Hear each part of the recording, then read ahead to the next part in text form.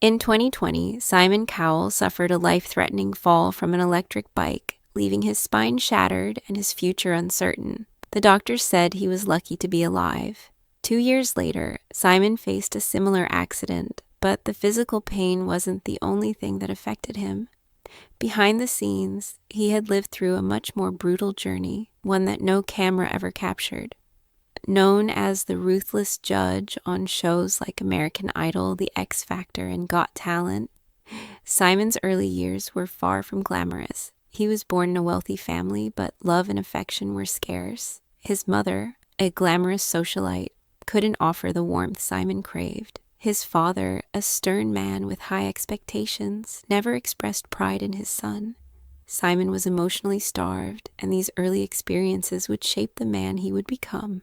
The lonely childhood of a starved soul. Simon's childhood home appeared perfect from the outside. They lived in a respectable middle-class neighborhood in Hertfordshire, but inside, Simon felt abandoned. His mother, Julie, was distant and emotionally unavailable. Despite her beauty and social prominence, she couldn't show Simon the love and care he needed. Simon often reflected on this emotional void, saying, "My mother loved me, but she never knew how to show it." His father, Eric Cowell, was a no-nonsense businessman who didn't believe in offering praise. Simon longed to hear his father say he was proud of him, but those words never came. This lack of validation left deep scars, making Simon feel invisible and unworthy. The school years. Rejection and struggles. School only added to Simon's sense of inadequacy. He wasn't a bad student, but he felt disconnected from the system. At Radlett Preparatory School and later at Dover College, Simon was the problem child, clashing with teachers and feeling bored in class. While his peers moved ahead in life, Simon felt stuck and unnoticed. He barely passed his exams, leaving school with just one general certificate of education. In a family where success was everything, Simon felt like a failure. This sense of rejection from both home and school would fuel his determination to prove his worth, no matter what it took. The early struggles, a job in the mailroom. By his late teens, Simon was drifting aimlessly. His attempts to find a job were fruitless, and each door seemed to close in his face. In a moment of desperation, Simon's father used his connections to get him a job in the mailroom at EMI Music Publishing. This was the lowest possible position in the music industry. Simon spent his days delivering coffee and sorting fan mail for famous artists, completely invisible in a world obsessed with stardom. It was humiliating for Simon, and he described his time at EMI as a period where he felt like a nobody. But those years in the mailroom would become his most valuable lesson. He learned how the music industry operated and began to see fame and success through a different lens. From humiliation to hardness, a crucible of pain. Simon Cowell's time at EMI was marked by intense frustration and humiliation. His ambition to be more than a mailroom worker drove him to leave the company, but the outside world wasn't much kinder. Job interviews turned into rejections, and Simon found himself broke and lost. At just 22, he had no income, no future, and no direction. The humiliation cut deep, and Simon found solace in solitude, crying in bathrooms late at night, terrified that his life was already over. But instead of crumbling, these moments of pain hardened him. His childhood of emotional neglect had forged a quiet resilience. Every tear and rejection shaped his desire to make the world notice him, no matter the cost. A reckless gamble, Fanfare Records. In the early 1980s, Simon decided to take a leap of faith. He left EMI and launched his own label, Fanfare Records, with his boss, Ellis Rich.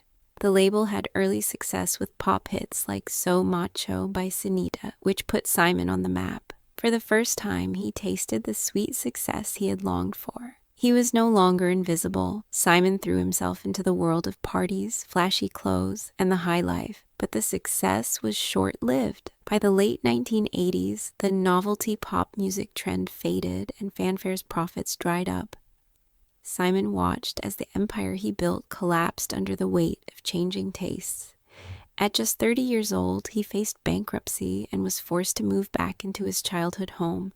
This was the lowest point in Simon's life, a failure that made him feel more invisible than ever. Back to the bottom, the descent into despair.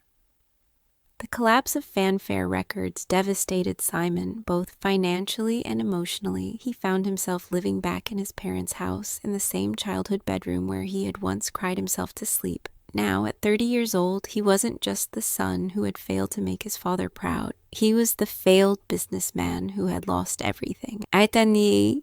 Humiliation weighed heavily on Simon, and at times he withdrew completely, avoiding old friends and colleagues. But even in the depths of despair, Simon refused to give up. He slowly began rebuilding his life, taking small gigs and consulting jobs. He wasn't aiming for fame anymore. He just wanted to survive. The road to redemption, learning from failure.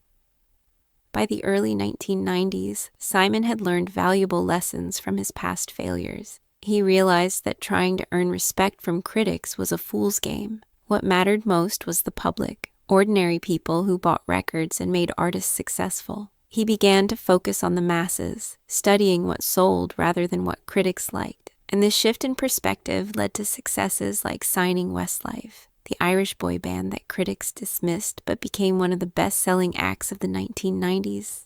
Simon was no longer concerned with what the industry thought of him. He was building his empire, one hit record at a time.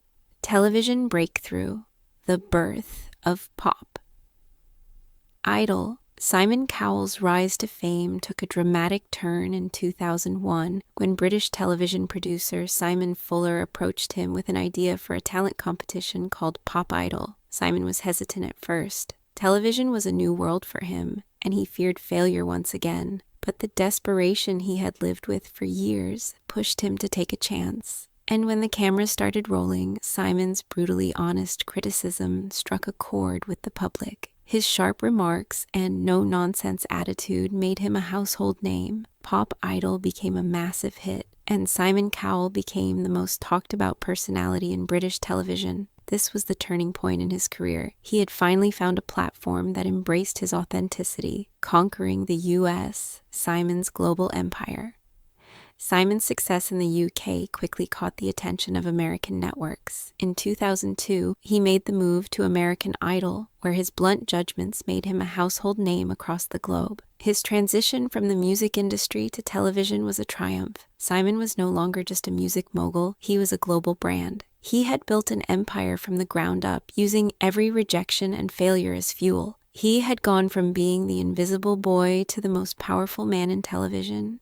And as he looked at his son, Eric, Simon knew that all his struggles had led to this moment, a moment where he could protect his family from the same fears and insecurities that haunted him for most of his life.